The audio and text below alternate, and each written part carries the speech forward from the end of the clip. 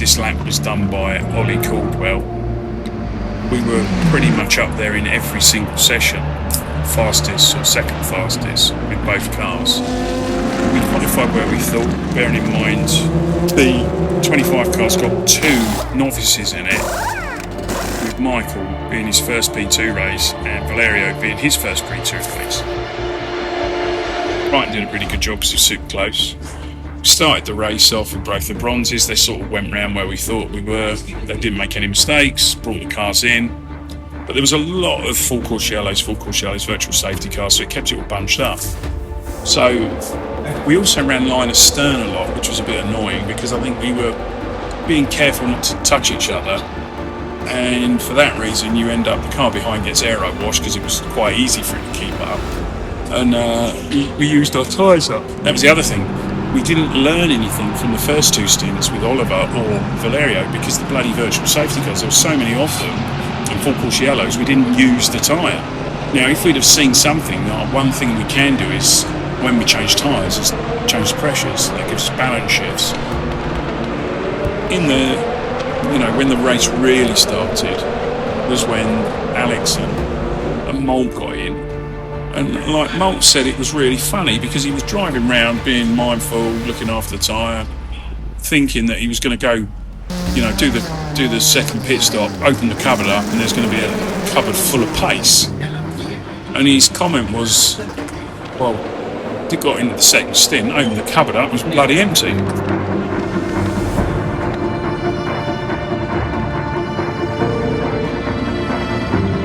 At the end of the race, we were like, well, that's it. We're going to just suck here.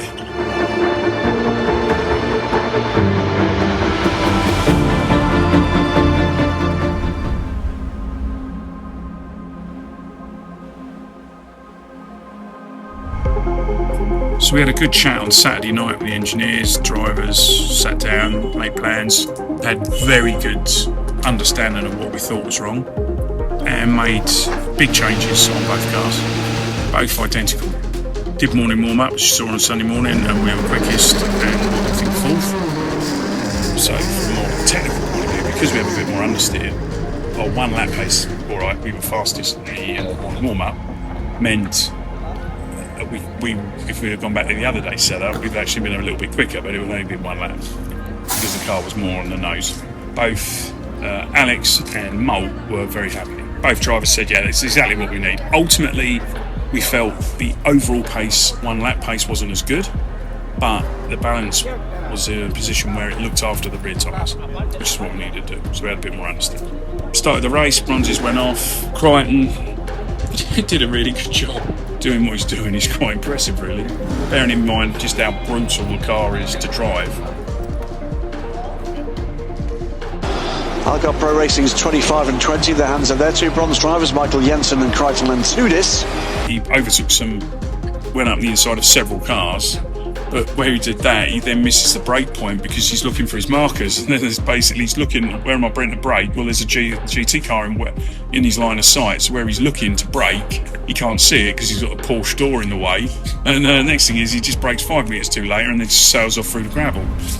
So all the good work he'd done, he then mitigated by doing a trip through the gravel. But that we brought them in. Strategy call was to box them in the air or around about that. Got them out, got the pros in Valerio 25 and Ollie 20, and we'd made the decision to save the tyres. So where all the other teams ran a double stint and changed tyres, we did a stint and 3/4 because we stopped a little bit early. Stint at 3/4, and then we put the pro in on the used tyres from the bronzes, and we gave them strict instructions to do this lap time.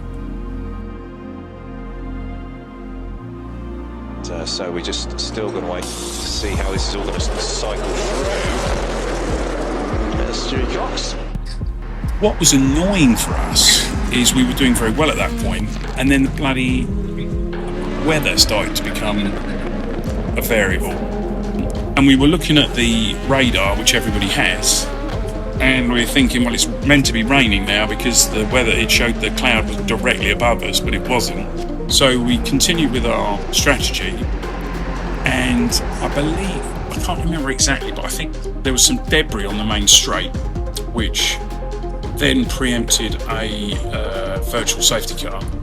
So we boxed, and we then put the last pair of drivers in to get their drive time started. So we came in, we were literally in the pits, we were about to change to wets. The engineers gave the call to go wets on the 25. I was down the pit lane looking at others, and I thought all we have to do is beat that one. So if we go with what they choose, and because they were in the pit before us, I said they've gone slicks, stay slicks. They stayed slick, so we stopped the tyre change and put the wheels back on, and then went on the slick. But a lot of teams went to wet, and that really hurt, and it was a mistake in my view.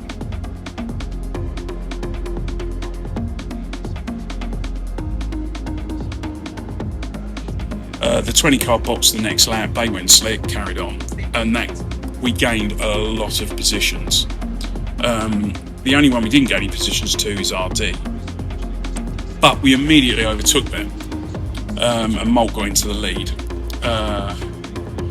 The next thing is it was so difficult to predict what was going on with the radar. I jumped in the road car, drove out of the circuit with my phone and my radio, and I went all the way round the track to where the wind was coming from us.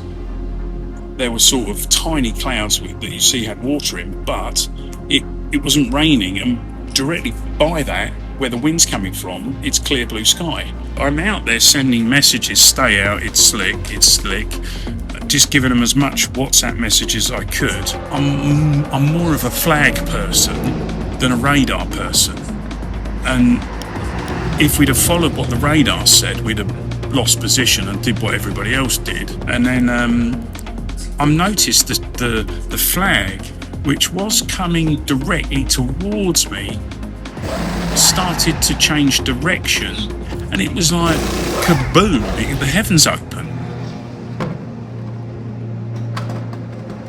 And then all of a sudden, that was it, game over, the heavens came down. And I'm literally, right, stay out this lap, box now, and they came in and both boxed on the same lap, and I think the 20 car gained a lot from that, and then we went back out.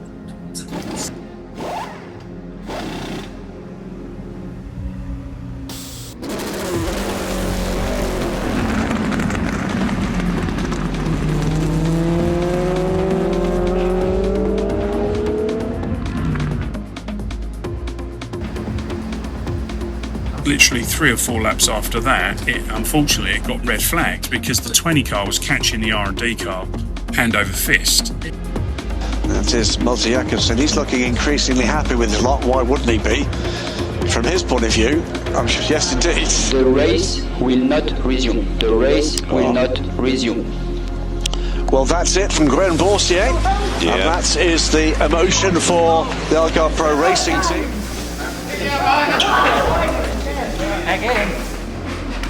Extremely happy. We all did a good job. The team did a good job.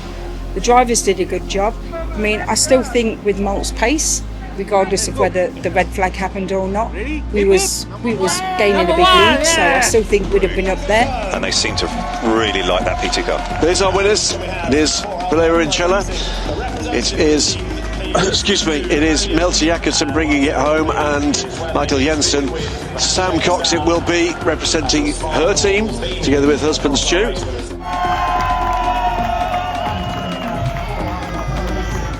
I don't think the red flag made us the positions 1 and 3. I think we would have got that purely on pace because we'd saved a new set of tyres, slicks, so we were putting them on in the final pit stop. So I think we was good to go.